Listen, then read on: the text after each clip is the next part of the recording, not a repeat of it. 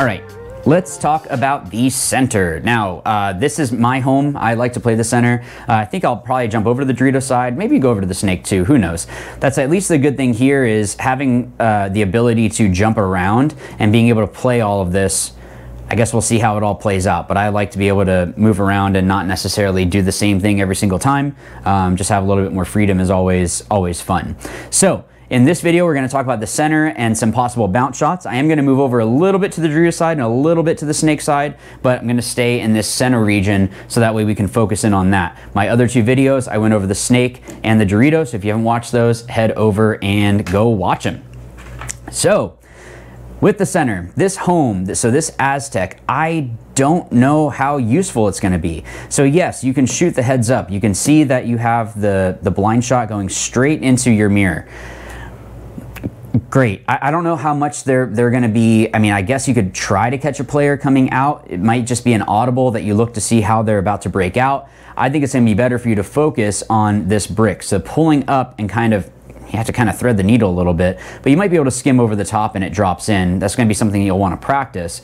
But pulling up to shoot through here to eliminate this player is going to help you, because even if they get into the snake, but they don't have someone behind them or someone that can fill out behind them and help them out, it's just going to be easy to go bunker that player. So I almost kind of feel like let them get there, shoot down the wire, let them do whatever, eliminate this player, and then you can filter up to help your snake player to move up. But on this one, I'm a little bit more Dorito side for this particular page. With this little Dorito, you can help out your snake. So this might be an option that you have a player come out to the little Dorito and then they filter up or across or something, but they're able to look across and see the snake. Remember though, with the little Dorito, as you're standing up, you have a lot more shots coming in because it comes up to that point. So that drop shot coming in is going to be something that you want to be mindful of. You do have some heads up shots. Now, how great these are going to be, I think this would be something if a player gets stuck in the back center, that if they're trying to filter out, this is one that you can help them out with or help to eliminate that player. And then you do have an okay shot going in through here. So at least you're going to be able to stop them from moving past this Dorito, or at least make it where it's super difficult for them to try to dive across, because that's a pretty big gap to go across. So shooting into the snake maybe off the break and then switching Dorito side, or coming Dorito side the whole way, and you can see this whole lane that you have going through here, that it's going to be something that my Dorito side players, if you're playing the front, and I guess even as the 2 or the 3, you really want to be careful of, because if this player is just posted and tucked in and just pounding paint through here, it's going to be difficult. You want to kind of play those blind zones to maybe put them in to dive across, but just know that this player does have a decent shot there. Going up into this tower. So with the tower, I have it going over the brick because you can stand up taller in a tower, of course. But when you shoot across, you can drop into the God and into this zone if they're trying to filter out. So maybe if you're shooting this way and you see that they're trying to filter out and maybe you miss them, or they're trying to cheat you or something, you can shoot to stop them from moving out, or if they try to really go out wide, you can shoot this blind and drop that in. But the issue with this is going to be the snake. So the snake is going to be able to get in and maybe clip a pack. So it's going to get tight in here. So you want to make sure that you're listening to your team. So if maybe you need to dive backwards or dive across or dive into the brick, that's all going to be game situations. That's really hard to say. I actually wonder if these little pins are going to be something that's useful.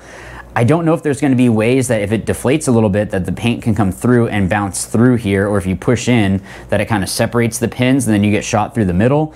But I mean, this is an option if you came here, that you can shoot into this gap as well as into this gap. So it depends on how weird you want to get through here, but this actually could be a decent spot to get into, even coming up and shooting into the snake side. I'm sorry for not having lines there, because that was something that I just completely ignored, and I shouldn't have, because now that I'm looking at it, this looks like it might actually be pretty playable. It's wide enough. You can see it's wider than the tower.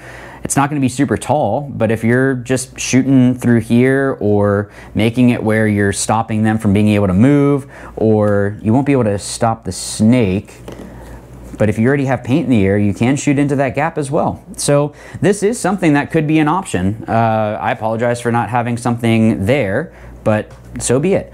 But yeah, so this tower you're going to be able to shoot into a lot of those same gaps and be able to be a little bit more comfortable. But if you hear that there's a snake, you really need to tuck in, or maybe even need to switch depending on the game situation and what's happening on your team. If you've lost the snake, you know, that could be something that you need to switch, or else you're going to get shot. So that's completely possible.